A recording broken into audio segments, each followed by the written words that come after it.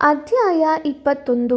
ವಿಷ್ಣುದೂತರ ಮಾತುಗಳನ್ನು ಆಲಿಸಿದ ಧರ್ಮದತ್ತನು ತುಂಬ ಆಶ್ಚರ್ಯಚಕಿತನಾಗಿ ಅವರಿಗೆ ಸಾಷ್ಟಾಂಗ ಪ್ರಣಾಮ ಮಾಡಿದನು. ಸ್ವಾಮಿ, ಜನರು ಅನೇಕ ವ್ರತಗಳನ್ನಾಚರಿಸಿ ತಕ್ಕ ಫಲಗಳನ್ನು ಪಡೆಯುತ್ತಾರೆ. ಆದರೆ ಶ್ರೀಮನ್ನಾರಾಯಣನಿಗೆ ಅತ್ಯಂತ ಪ್ರಿಯವಾದ ವ್ರತವು ಯಾವುದೆಂದು ಕೃಪೆ ಮಾಡಿ ನನಗೆ ತಿಳಿಸಿ ಎಂದು ಪ್ರಾರ್ಥಿಸಿದನು.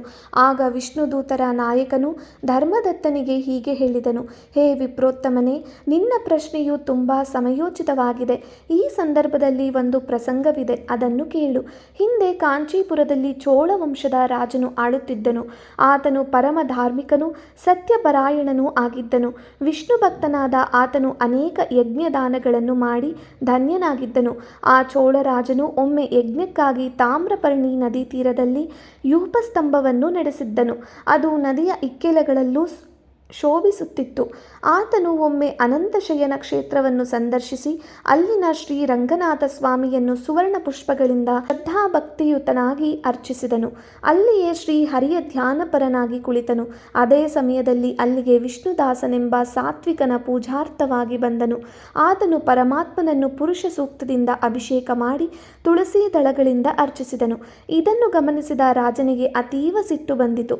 ಅಯ್ಯ, ನಾನು ಮುತ್ತು ರತ್ನಗಳಿಂದ ಪೂಜಿಸಿದ ಅಲಂಕರಿಸಿದ ಶ್ರೀಹರಿಯನ್ನು ನೀನು ಈ ಕೆಲಸಕ್ಕೆ ಬಾರದ ತುಳಸಿ ಪುಷ್ಪಗಳಿಂದ ಮುಚ್ಚಿಬಿಟ್ಟೆಯಲ್ಲ. ನಾನು ಭಕ್ತಿಯಿಂದ ಮಾಡಿದ ಪೂಜೆ ವ್ಯರ್ಥವಾಯಿತೆ. ನಿನಗೆ ವಿಷ್ಣು ಭಕ್ತಿ ಎಂದರೇನು ತಿಳಿಯುತ್ತದೆಯೇ? ಈ ಮಾತುಗಳಿಂದ ಬ್ರಾಹ್ಮಣನಿಗೂ ಕೋಪ ಬಂದಿತು. ಆತನು ರಾಜನೆಂಬುದನ್ನು ಮರೆತವನಾಗಿ, ಎಲೇ ರಾಜನೇ, ನಿನಗೆ ದೈವ ಭಕ್ತಿಯೇ ಇಲ್ಲ. ನೀನು ರಾಜ್ಯ, ಐಶ್ವರ್ಯ, ಅಧಿಕಾರಗಳಿಂದ ಮತ್ತನಾಗಿರುವೆ. ನೀನು ವಿಷ್ಣುವಿಗೆ ಪ್ರೀತಿಕರವಾದ ಯಾವುದಾದರೂ ಯಜ್ಞ ಮಾಡಿರುವೆಯಾ ಎಂದು ಕೇಳಿದನು. ಇದರಿಂದ ಮತ್ತಷ್ಟು ಕುಪಿತನಾದ ರಾಜನು, ನಿನಗೆ ಭಕ್ತಿ ಎಂದರೇನು ಗೊತ್ತು?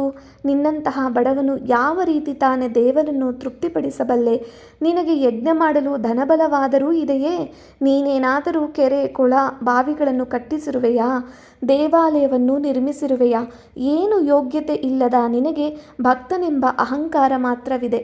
ಹೀಗೆ ಹೇಳಿದ ರಾಜನು ಅಷ್ಟಕ್ಕೆ ಸುಮ್ಮನಾಗದೆ ಅಲ್ಲಿದ್ದ ಜನರನ್ನುದ್ದೇಶಿಸಿ, ಭಕ್ತರೇ ಕೇಳಿ, ನಾನು ವಿಷ್ಣು ಸಾಕ್ಷಾತ್ಕಾರ ಪಡೆಯುವೆನೋ ಈ ಬಡ ಬ್ರಾಹ್ಮಣ ಪಡೆಯುವನೋ ನೀವೇ ನೋಡಿರಿ. ಇದರಿಂದ ಯಾರ ಭಕ್ತಿ ಎಷ್ಟಿದೆ ಎಂದು ತಿಳಿಯುತ್ತದೆ ಎಂದು ಪ್ರತಿಜ್ಞೆ ಮಾಡಿದನು. ಅನಂತರ ಚೋಳರಾಜನು ತನ್ನ ಅರಮನೆಗೆ ಹಿಂದಿರುಗಿ ಮುದ್ಗಲ ಮುನಿಯ ನೇತೃತ್ವದಲ್ಲಿ ಮಹಾವಿಷ್ಣು ಯಾಗವನ್ನು ಆಚರಿಸಿದನು. ಅನ್ನದಾನ, ಸಾಧು ಸೇವೆ ಹಾಗೂ ಇನ್ನಿತರ ಸತ್ಕಾರ್ಯಗಳನ್ನು ಮಾಡಿಸಿದನು.